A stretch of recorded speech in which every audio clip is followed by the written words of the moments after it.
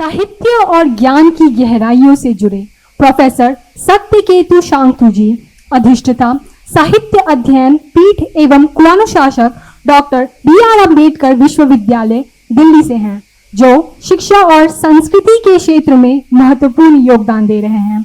आज वे रामचरितमानस के मानवीय मूल्यों पर अपने विचार साझा करेंगे। कृपया करके सर के लिए जोरदार तालियां हो जाए। आज के इस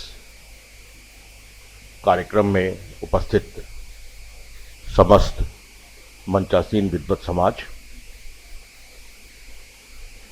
उपस्थित सहकर्मी बंधुओं, छात्र छात्राओं, आज जिस विषय पर हम बातचीत करने को यहां उपस्थित हुए हैं, उस विषय के संदर्भ में कई भ्रामक भ्रांतियां फैली हुई हैं। मुझे लगता है कि उन भ्रांतियों को दूर कर लेना सबसे ज्यादा आवश्यक है। कहा जाता है कि प्रथम ग्रासे मक्षिका पातः, पहले कौर में अगर मक्खी गिर गई तो पूरा भोजन विषाक्त हो जाएगा। अक्सर रामचरितमानस के संदर्भ में यह बात हुआ करती। जब हम रामचरितमानस पे बात करते हैं तो चरित्र को चरित्र से जोड़ देते हैं, यानी राम जी के चरित्र को, भाई कोई आराध्य, कोई भक्त अपने आराध्य के चरित्र की बात कैसे करेगा। यहां जो चरित्र है वो चरित्र नहीं है, वो कथा है, प्रभु श्री राम की कथा है, और इसीलिए वो मानस है। मानस मतलब मानसरोवर, और इसीलिए उसमें सप्त सोपाना है। 7 सोपान में रामचरितमानस को विभक्त किया गया है। सोपान मतलब सीढ़ी, जो जितनी सीढ़ी नीचे जाएगा वो उस मानसरोवर में उतना ही अवगाहन करेगा, और सप्त सोपाना में जाकर वो डुबकी लगा लेगा, उसके सारे पाप धुल जाएंगे। प्रभु श्री राम की कथा सारे पापों को धो डालने वाली है। इसका कारण, सबसे बड़ा कारण यह है कि यह कथा कोई सामान्य कथा नहीं है। यह एक ऐसी कथा है जो समाज को, जो राष्ट्र के निर्माण में समाज की क्या भूमिका हो सकती है, उस भूमिका की ओर इंगित करता है। मैं बराबर कहता रहता हूं कि साहित्य और विज्ञान का एक अन्योन्याश्रय संबंध है। बिना साहित्य के विज्ञान की कल्पना नहीं हो सकती है, और बिना विज्ञान के साहित्य का उत्तरोत्तर विकास नहीं हो सकता है। मित्रों, साहित्य जिस चीज की कल्पना करता है, विज्ञान उसी को यथार्थ के कठोर धरातल पर नंगे पांव खड़ा कर हमारे सामने प्रस्तुत कर देता है। चंदा मामा दूर के, पुआ पकावे घूर के, आप काए ताली में, बच्चों को दे प्याली में। चंदा मामा जो दूर के थे, जो साहित्य के चंदा मामा थे, उसको विज्ञान ने टूर का चंदा मामा बना दिया। ये सामर्थ्य होता है विज्ञान में, और ये सामर्थ्य होता है साहित्य में, और यही सामर्थ्य है रामचरितमानस में। जब हम रामचरितमानस की बात करते हैं, रामचरितमानस उस भारतीय ज्ञान परंपरा का सातत्व है, जिसकी आत्मा तो सनातन है पर शरीर निरंतर बदलता रहता है। जब हम भारतीय ज्ञान परंपरा की बात, मैं खास करके विद्यार्थियों को इस बात के प्रति आगाह करना चाहता हूं कि परंपरा ट्रेडिशन नहीं है, परंपरा सिस्टम नहीं है। इंडियन नॉलेज सिस्टम परंपरा नहीं है, इसलिए क्योंकि सिस्टम में और ट्रेडिशन में जहां चीजों को ज्यों के त्यों आत्मसात करने की वृत्ति होती है, उसके विपरीत हमारी परंपरा में चीजों को आत्मसात करने के साथ साथ समय के साथ उसमें कंटिन्यूटी, जो सातत्य है, वो सातत्य बना रहता है। इसीलिए हमारी परंपरा आगे बढ़ती रही है। यह परंपरा शरीर की तरह है, जो शरीर में परिवर्तन तो हो रहा है, लेकिन आत्मा सनातन है। ये जो सनातन तत्व है, ये हमें सब चीजों से बांध कर रखता है, और इसी में वो सारे विज्ञान की बातें होती है जिस पर समझना बहुत आवश्यक है। समय बहुत लग जाएगा, इतना समय संभवतः आप लोगों के पास होगा भी नहीं। मैं बहुत कम शब्दों में उसकी बात को रखना चाहूंगा। कभी कभी अचानक से कोई चीज हमारे सामने आती है, उस चीज को देखकर हम कुछ भौचक्के भी होते हैं और लगता है कि ये नई चीज हमारे पास कैसे कहां से आ गई। लेकिन इतिहास इस बात का गवाह है कि कभी भी कोई चीज, जो बड़ी चीज अचानक से दिखती है, वो अचानक से नहीं आई होती है। उसके पहले एक लंबी परंपरा उसके पीछे काम कर रही है। धमाके के साथ हमारे समाज में आर्टिफिशियल इंटेलिजेंस नाम का एक जंतु सामने आया है, जिसके बारे में कहा जा रहा है कि ये एक ऐसी चीज है जो क्षण भरते ही किसी काम को बड़ी आसानी से निपटा देगा। और हर आदमी आजकल उस आर्टिफिशियल इंटेलिजेंस के माध्यम से, जो चैट जीपीटी, हम शिक्षकों के लिए तो सबसे बड़ी समस्या ये हो गई है कि हर विद्यार्थी जब आज उस चैट जीपीटी के माध्यम से चीजों को लिखता है, तो हालांकि अब वो पकड़ा जाता है, क्योंकि शिक्षक तो शिक्षक ही होता है, गुरु तो गुरु है, लेकिन उसके सहारे वो बहुत सारी चीजों को लाकर हमारे सामने रख देता है। ये आर्टिफिशियल इंटेलिजेंस जो मशीनी शिक्षा है, जो मशीनी लर्निंग है, वो निश्चित रूप से हमारे लिए बहुत कारगर साबित हो सकती है। लेकिन इसके पीछे की जो गूढ़ रहस्य है, उन रहस्य को जानना बहुत जरूरी है। ये आर्टिफिशियल इंटेलिजेंस निश्चित रूप से विज्ञान की चरमावस्था हम कह सकते हैं, लेकिन ये आर्टिफिशियल इंटेलिजेंस जिस तरह से हमारे समाज में संवेदनाओं को कुंद करता जा रहा है, वो हमारे समाज के लिए सबसे बड़ा खतरा है। रामचरितमानस में इस खतरे की ओर बहुत पहले मैंने कहा ना कि कवि है वो जो साहित्यकार है वो कल्पना कर लेता है। जिस आर्टिफिशियल इंटेलिजेंस की बात आज की जा रही है, उस आर्टिफिशियल इंटेलिजेंस के तत्व भारतीय ज्ञान परंपरा में विद्यमान है, दिखाई पड़ते हैं, और उसी का सातत्व आज आर्टिफिशियल इंटेलिजेंस के रूप में दिखाई पड़ रहा है। दो उदाहरण से मैं अपनी बात कहना चाहूंगा। हर आदमी चूंकि उसको जानता है दोनों उदाहरण को। रामचरितमानस बच्चों को पढ़ाने के लिए सबसे जरूरी है कि रामचरितमानस के प्रति बच्चों के मन में इंटरेस्ट पैदा किया जाए। और इंटरेस्ट बराबर एक ही चीज के रिपीटिशन से नहीं होता है। खास करके एकेडमिक जगत से जुड़े हुए लोगों का दायित्व है कि चीजों का शोध करें, संधान करें, रिसर्च करें। आप याद कीजिए उस प्रसंग को, जंगल में जब शूर्पणखा की नाक कान काट ली जाती है, शूर्पणखा रावण के पास जाती है, रोते गाते हुए कहती है, तू कैसा भाई है? तेरे राज में दो युवक आए हैं, उन्होंने मेरी ऐसी हालत कर दी है, खरदूषण को भी मार दिया है। और इसके पीछे इसका कारण एक नारी है जो बहुत सुंदर है।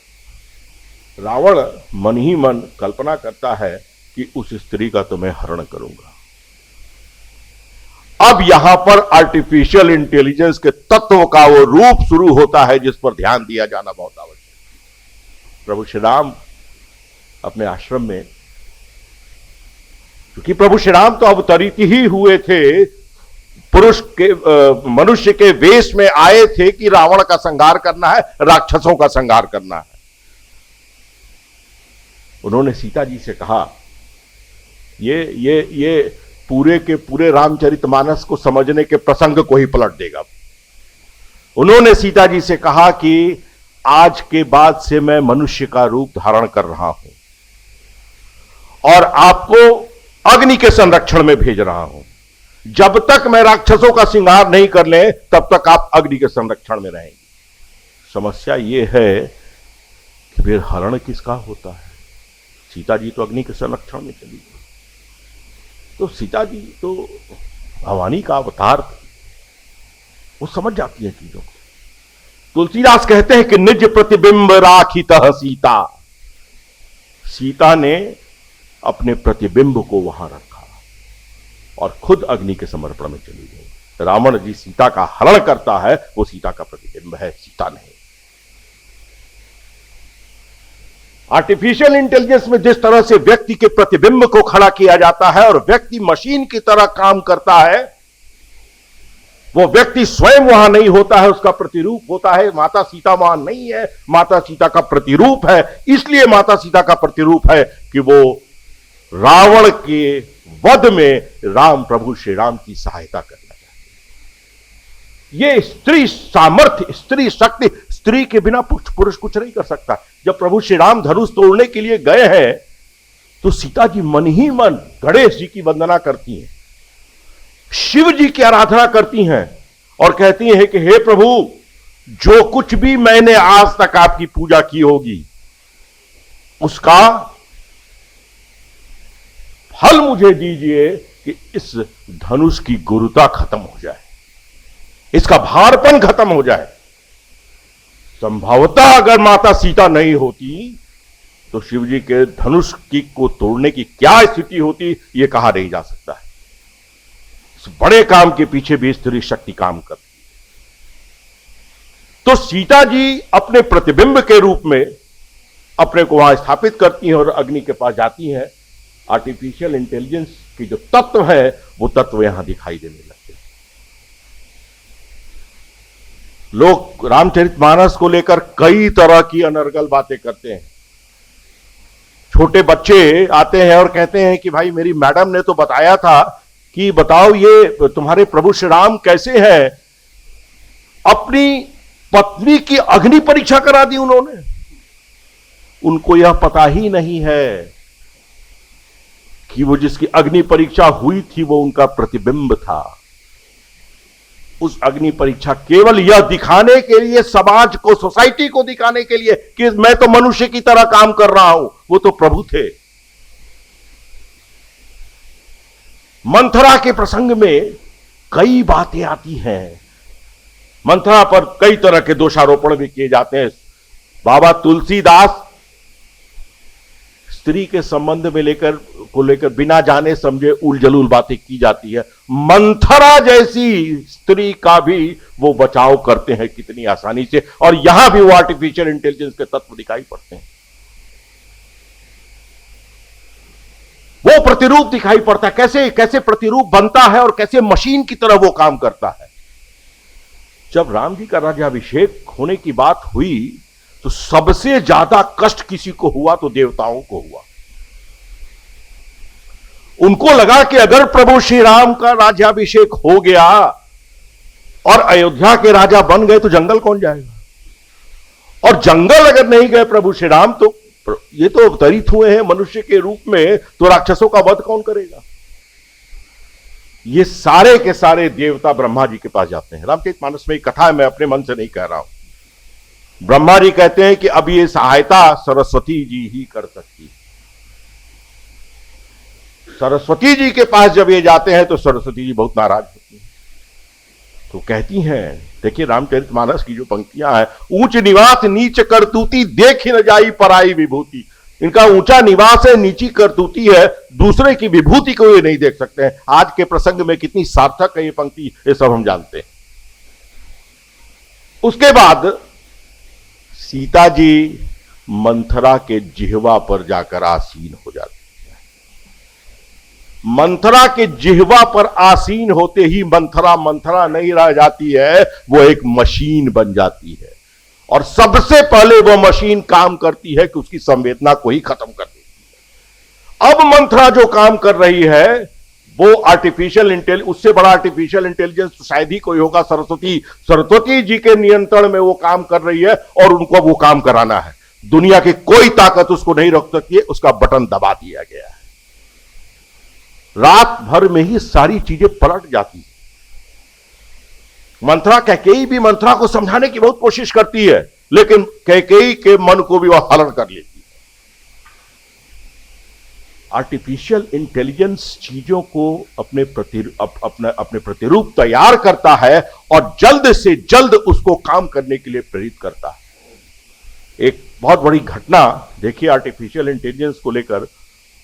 पिछले दिनों रूस में जो उनका एटॉमिक सेंटर है, जो पूरी तरह से आर्टिफिशियल इंटेलिजेंस के कब्जे में, आजकल हर चीज आर्टिफिशियल इंटेलिजेंस के कब्जे में, लेकिन जो आर्टिफिशियल होता है वो आर्टिफिशियल ही होता है। उस आर्टिफिशियल को नियंत्रित करने के लिए जो ओरिजिनल है उसको वहां रहना बहुत जरूरी है।